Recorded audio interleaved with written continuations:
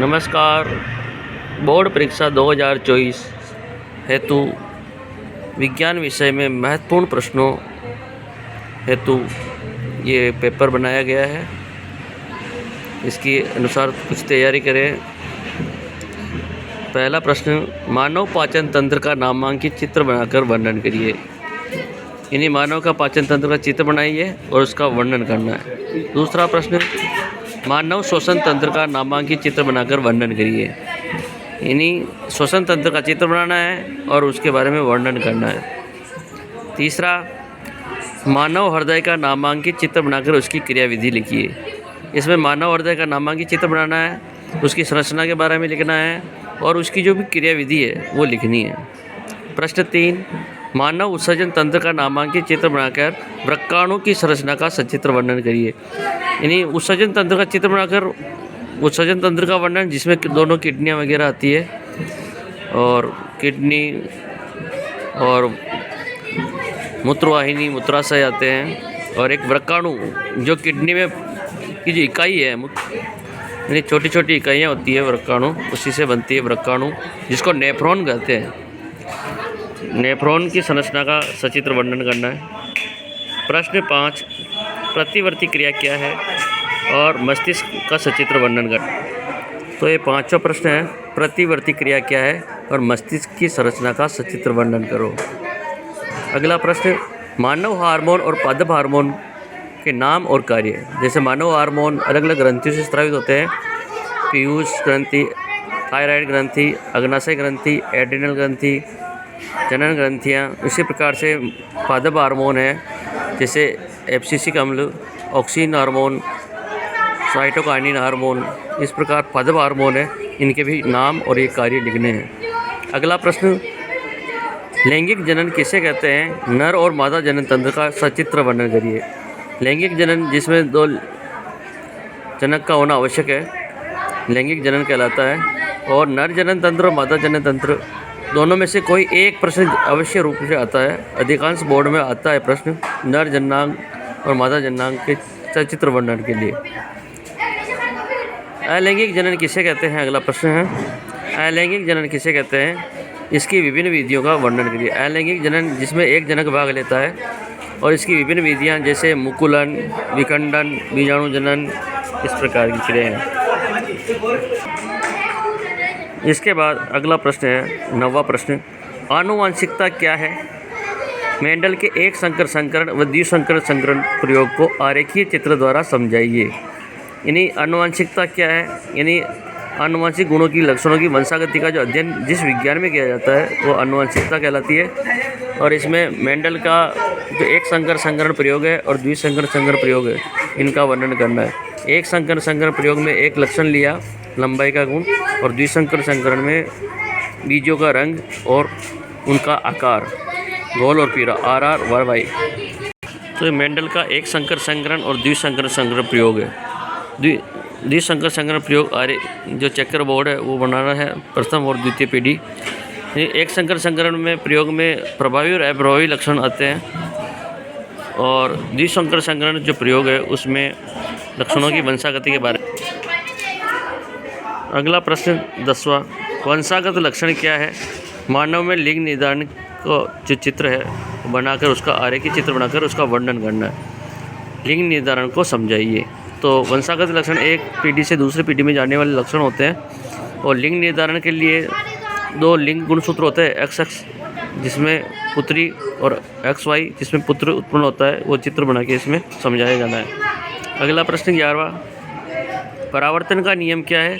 परावर्तन के नियम लिखकर गोलीय दर्पण से बिंब प्रतिबिंब की स्थिति और उनकी प्रकृति और किरण चित्र बनाकर बताना है। यह भी एक बड़ा प्रश्न आता है, निबंधात्मक प्रश्न। परावर्तन के नियम लिखने हैं और उसी के साथ साथ यानी वस्तु यानी बिंब, उसको कहाँ रखेंगे तो उसका प्रतिबिंब किस जगह पे बनेगा और उसकी प्रकृति कैसी होगी, वास्तविक, छोटी, उल्टी, आभासी, ये सारे गुण उसमें लिखने हैं प्रकृति में। अगला प्रश्न, अपवर्तन क्या है? अपवर्तन के नियम लिखकर गोलीय लेंस से बनने वाले जो बिंब प्रतिबिंब की स्थिति, प्रकृति और किरण चित्र। तो परावर्तन तो होता है दर्पण में, तो दर्पण भी उत्तल और अवतल दोनों प्रकार होते हैं। उसी प्रकार से लेंस भी उत्तल और अवतल दोनों प्रकार के होते हैं। इसके बाद अगला प्रश्न आता है 13वां, गोलीय दर्पण से कार्तीय चिन्ह परिपाटी क्या है? लेंस और दर्पण से संबंधित कुछ परिभाषाएं हैं, वो लिखनी है।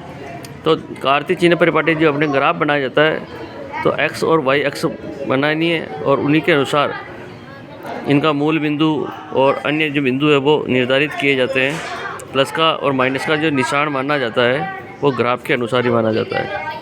और इसके जो मुख्य परिभाषाएं हैं जैसे लेंस की क्षमता, अपवर्तनांक, और इसके बाद अपवर्तनांक के बाद आता है मुख्य अक्ष, मुख्य फोकस, प्रकाश केंद्र, वक्रता केंद्र और वक्रता त्रिज्या, और अभिसारी और अपसारी लेंस, और उत्तल और अवतल लेंस, और इसी पर उत्तल और अवतल दर्पण। ये कुछ परिभाषाएं इनके बारे में जानकारी होनी चाहिए। अगला प्रश्न 14वां, नेत्र की समंजन क्षमता क्या है? नेत्र का सचित्र वर्णन करो। मानव नेत्र का चित्र बनाना है और इसके बारे में वर्णन करना है। प्रश्न नंबर 15, टिंडल प्रभाव और प्रकाश का वर्ण विक्षेपण और निकट और दूर बिंदु, इनकी परिभाषाएं लिखनी है और विभिन्न दृष्टि दोषों के बारे में लिखना है। दृष्टि दोष कौन कौन से हैं? निकट दृष्टि दोष, दूर दृष्टि दोष, जरा दृष्टि दोष और मोतियाबिंद, इनके बारे में वर्णन करना है। अगला प्रश्न है, विद्युत धारा, विद्युत विभव, विभवांतर, इनकी परिभाषाएं लिखनी है, इनके मात्रक लिखने हैं और ओम का नियम लिखना है। इसके साथ साथ ओम के नियम को प्रयोग द्वारा सत्यापित किया जाना है। ओम के नियम का प्रायोगिक सत्यापन करिए। इसी के साथ विद्युत शक्ति की परिभाषा और मात्रक, शक्ति का मात्रक, विद्युत शक्ति का मात्रक होता है वाट, और जूल का तापन नियम, ये क्या है? जूल का तापन नियम लिखना है। अगला प्रश्न है, प्रतिरोध क्या है और ये किन कारकों पर निर्भर करता है? और प्रतिरोध का जो श्रेणी क्रम और समांतर क्रम में इनका तुल्य प्रतिरोध का जो सूत्र है वो स्थापित करना है। तुल्य प्रतिरोध का सूत्र स्थापित किया जाना है। प्रतिरोध यानी आवेश के प्रभाव में उत्पन्न बाधा या रुकावट प्रतिरोध कहलाता है, और ये चालक की लंबाई, ताप और उसकी प्रकृति पर निर्भर करता है। और प्रतिरोध श्रेणी क्रम और समांतर क्रम, इनका सूत्र वो स्थापित करना है। जैसे श्रेणी क्रम का सूत्र R बराबर R1 plus R2 plus R3, और समांतर क्रम का है 1/R बराबर 1/R1 plus 1/R2 plus 1/R3।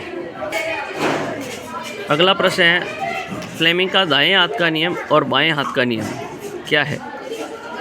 यानी दाएं हाथ का नियम भी लिखना है और बाएं हाथ का नियम। बाएं हाथ का बल की दिशा, बायां बल यानी अंगूठा बल की दिशा को बताएगा, और जो तर्जनी है वो चुंबकीय क्षेत्र की दिशा बताएगी, और जो मध्यमा है वो विद्युत धारा की दिशा बताती है। इसी प्रकार से दाएं हाथ का नियम है, किसी चालक को दाहिने हाथ से पकड़े और धारा अगर अंगूठे की दिशा बता रही है, यानी अंगूठा धारा की दिशा यदि अंगूठा धारा की दिशा बताता है तो मुड़ी हुई अंगुलियां चुंबकीय क्षेत्र की दिशा बताएगी। ये दाएं हाथ का नियम है। और इसी के साथ एक वर्णन करना है विद्युत मोटर की संरचना का सचित्र वर्णन। विद्युत मोटर की संरचना है इम्पोर्टेंट प्रश्न। ऐसे ही अगला प्रश्न है, विद्युत चुंबकीय प्रेरण क्या है? और परिनालिका और विद्युत चुंबक की परिभाषा लिखनी है, और ये लिखकर विद्युत जनित्र की संरचना का सचित्र वर्णन करिए। अगला प्रश्न, एथेनॉल और एथेनोइक अम्ल की अभिक्रियाएं लिखकर साबुन और अपमार्जक में अंतर लिखिए। और इसी के साथ साबुन की जो क्रियाविधि है मिशेल का निर्माण, वो किस प्रकार किया जाता है, इसकी क्रियाविधि लिखनी है। किस प्रकार से साबुन गंदगी को हटाता है। कार्बन यौगिकों नामकरण की जो पद्धति है वो लिखनी है। कार्बनिक यौगिकों के नामकरण की पद्धति और दिए गए जो सूत्र है इनके संरचनात्मक चित्र, methane, ethane, ethene, nitrogen, oxygen और हाइड्रोजन, इनका इलेक्ट्रॉन बिंदु संरचना बनाना है। और कार्बनिक यौगिकों के नामकरण में अनुलग्न, पूर्वलग्न और उनका नाम, ये कुछ प्रश्न हुए हैं। अब इसके बाद 5-7 प्रश्न और बचे हैं। कुल लगभग 27-28 प्रश्न हैं। बाकी के अगले वीडियो में बताए जाएंगे। धन्यवाद।